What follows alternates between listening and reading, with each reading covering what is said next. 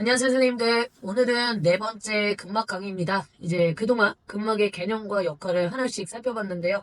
오늘은 근막과 세포 결합 조직이 어떻게 연결되어 있는지 깊이 있게 알아보도록 하겠습니다. 우리는 흔히 뼈와 근육이 신체의 움직임을 만든다고 생각하는데요. 하지만 이 둘을 연결하고 조율하는 중요한 요소가 있습니다. 자, 지금까지 배웠죠? 바로 근막입니다.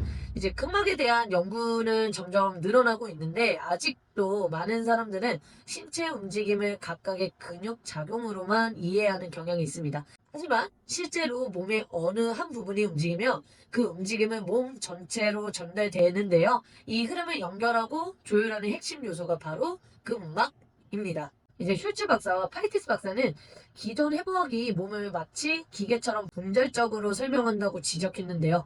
각 근육이 따로 작용하는 것처럼 보이지만 실제로는 몸 전체가 하나의 네트워크처럼 연결되어 움직입니다. 예를 들어서 우리가 이제 한쪽 팔을 들면 어깨, 척추, 반대쪽 다리까지 반응하게 되는데요. 이것처럼 움직임은 개별적으로 작용하는 게 아니라 몸 전체가 하나의 시스템으로 반응하는 과정입니다. 이 흐름을 조절하고 균형을 유지하는 게 바로 근막의 역할이죠.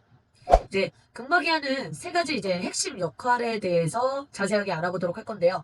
첫 번째는 충격 흡수와 스트레스 반응이에요. 그래서 우리 몸은 외부 충격과 스트레스에 즉각적으로 반응해야 하는데요.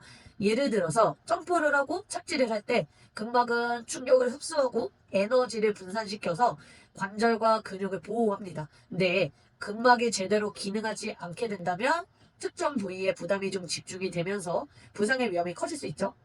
자, 두 번째는 움직임을 통합하고 조율하는 역할을 하는데요. 근막은 근육을 감싸면서 서로 연결하는 역할을 해요. 그래서 움직임이 개별적으로 작용하는 게 아니라 하나의 유기적인 흐름으로 이루어지도록 조율하는 역할을 하고요. 예를 들어 걸을 때 단순히 다리만 움직이는 게 아니라 몸통과 팔, 심지어 목과 머리까지 영향을 받고요. 이것처럼 근막은 신체의 모든 움직임이 자연스럽게 연결될 수 있도록 돕는 중요한 역할을 합니다. 자, 세 번째는 신체 구조 유지와 균형 조절을 하는데요. 근막은 신체를 감싸면서 일정한 형태를 유지하도록 돕습니다.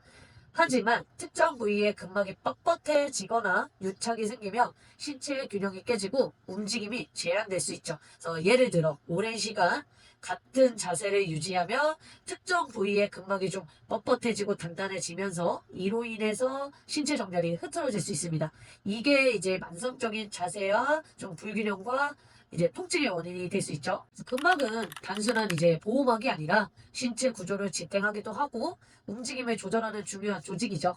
우리가 움직일 때 근막은 탄성력을 활용하면서 힘을 좀 저장하고 방출하는 역할을 좀 합니다. 그래서 이 과정이 원활하면 움직임이 좀 부드럽고 효율적이겠지만 근막이 좀 경직되어 있거나 제한이 생기면 움직임이 좀 비효율적으로 변할 수 있습니다. 그래서 탄성이 좋은 고무줄과 탄성이 떨어진 고무줄을 비교해 보면 근막이 건강할 때는 부드럽게 늘어나고 원래대로 돌아오지만 근막이 경직되면 움직임이 뻣뻣해지고 운동의 효율이 떨어지죠. 그래서 운동선수들이 최상의 퍼포먼스를 발휘하기 위해서는 개별 근육의 힘뿐만이 아니라 근막의 탄성과 유연성을 활용하는 것이 굉장히 중요해요. 그래서 만약 근막이 정상적으로 작동하지 않게 된다면 근육의 힘을 제대로 활용하지 못할 것이고 운동 수행 능력 또한 저하될 수밖에 없겠죠? 이제 결합 조직에 대해서 알아보도록 하겠습니다. 이제 우리 몸의 구조는 단순한 개별 세포들로만 이루어진 것이 아니죠. 이 세포들을 연결하고 지지하면서 하나의 조화로운 시스템을 유지하는 게 바로 결합 조직인데요. 결합 조직이 없다면 몸의 형태를 유지할 수가 없습니다. 그래서 우리 몸의 세포들이 안정적으로 기능할 수 있도록 연결해주고 균형을 유지하도록 돕는 역할을 하죠. 이제 생물학자 바렐라는 이를 외적 공생이라고 표현했는데요. 각 세포들이 독립적으로 존재하는 게 아니라 결합 조직을 통해서 서로 연결되고 협력하고 있다는 의미이고요. 마셜 맥루아는 환경의 전반적인 모습은 쉽게 지각되지 않는다라고 말했습니다. 그래서 이 말은 우리가 주변 환경의 영향을 좀 받으면서도 그 존재를 인식하지 못하는 경우가 많다는 뜻인데요. 결합 조직도 마찬가지죠. 한 가지 예를 들어보자면 공기가 늘 우리 주변에 있는데 신경 쓰지는 않죠. 그렇다고 해서 공기가 없는 것은 또 아닙니다. 그래서 결합 조직도 마찬가지로 늘 존재하고요. 몸을 유지하고 있지만 우리가 쉽게 인식하지 못할 뿐이죠. 하지만 결합 조직이 없다면 몸의 균형과 형태를 유지할 수가 없고 건강한 움직임도 불가능해집니다. 이제 결합 조직의 주요 기능에 대해서 알아보도록 하겠습니다. 이제 결합 조직은 단순히 몸을 지지하는 것뿐만이 아니라 다양한 기능을 수행하는데요. 첫 번째, 성장과 발달을 지원합니다. 그래서 뼈와 근육이 건강하게 유지될 수 있도록 돕고요. 두 번째, 세포 간에 소통하는 역할을 합니다. 그래서 세포들이 서로 신호를 주고받으면서 협력할 수 있도록 돕고요.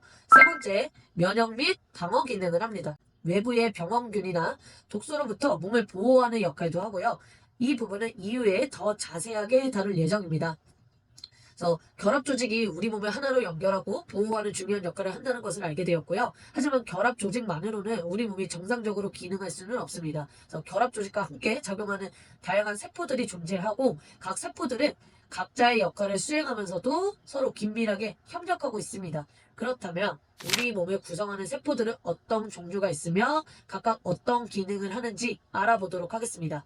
네, 세포에는 크게 네 가지가 있는데요. 신경세포, 근육세포, 상피세포, 결합조직 세포가 있습니다.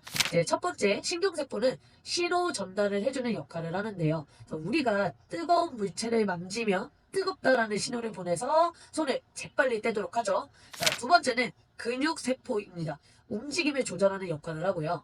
팔을 들거나 걸을 수 있는 것도 근육세포 덕분이죠. 그래서 모든 세포가 수축 능력을 가지고는 있지만 근육세포는 특히 이 기능이 발달해 있습니다. 세 번째는 상피세포인데요. 신체를 보호하는 역할을 하죠. 그래서 피부나 장기의 표면을 덮어서 외부 자극으로부터 보호하는 역할을 합니다. 또한 호르몬이나 효소를 분비하는 기능도 담당합니다. 네 번째는 결합조직세포인데요. 신체를 지지하는 역할을 하고요. 뼈, 연골, 인대, 힘줄을 형성하면서 신체 구조를 지지하는 역할을 합니다. 쉽게 말해서 건물을 지탱하는 기둥 같은 역할을 한다고 보면 되죠.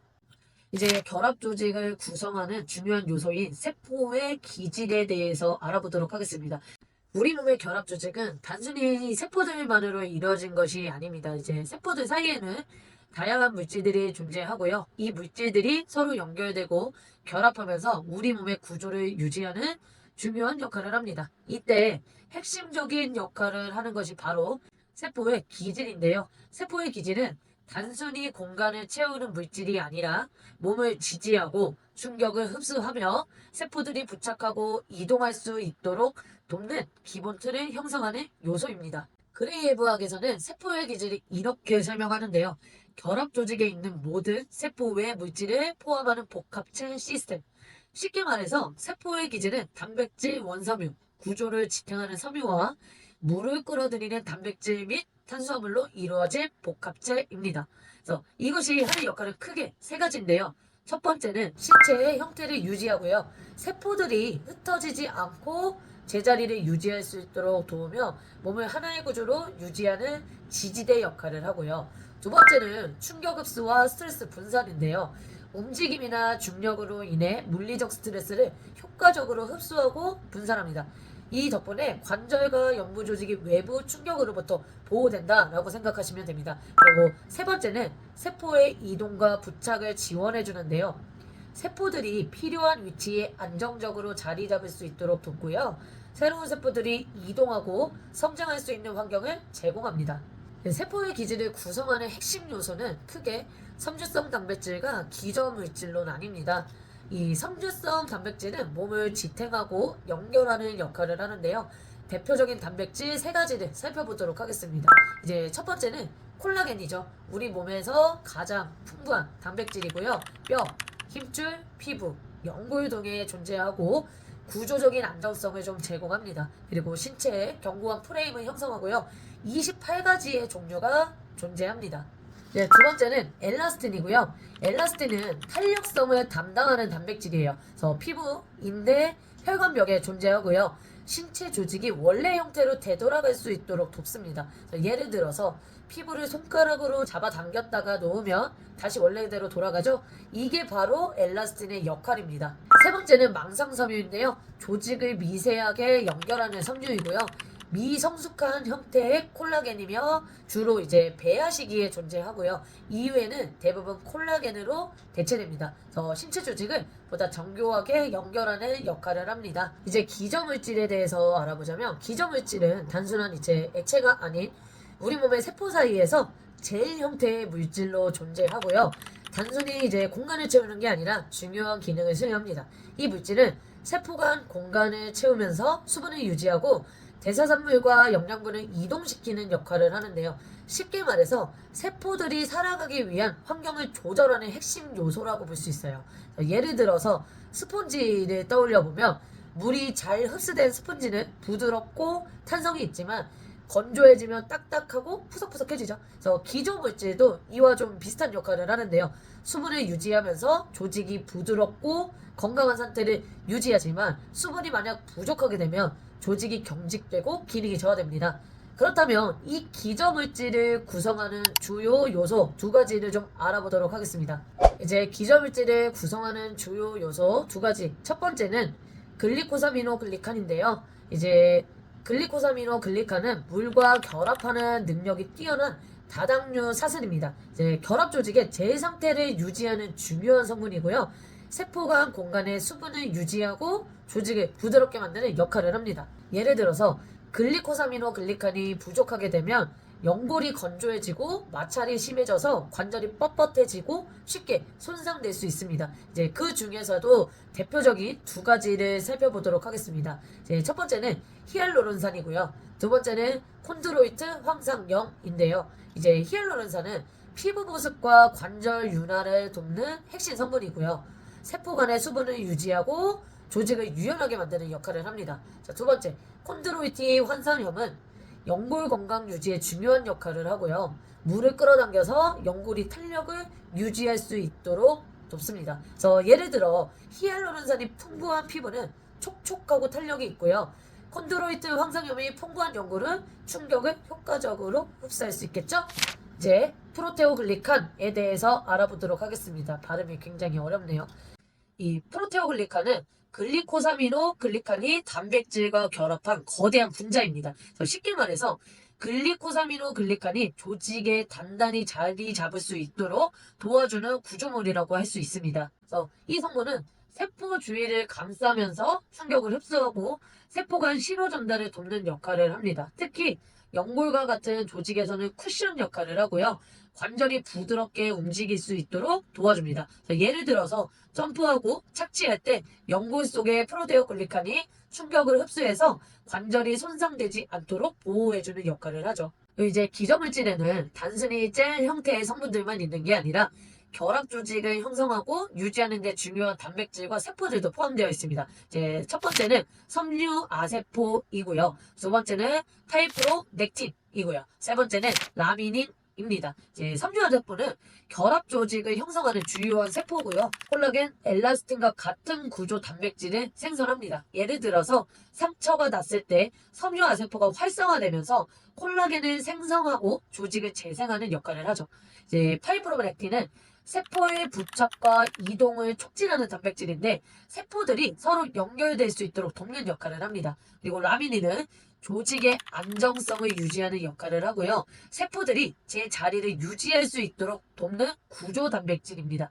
쉽게 말해서 파이브로넥틴은 세포를 서로 연결하는 접착체의 역할이고 라미닌은 조직의 형태를 유지하는 뼈대 역할을 한다고 볼 수 있습니다.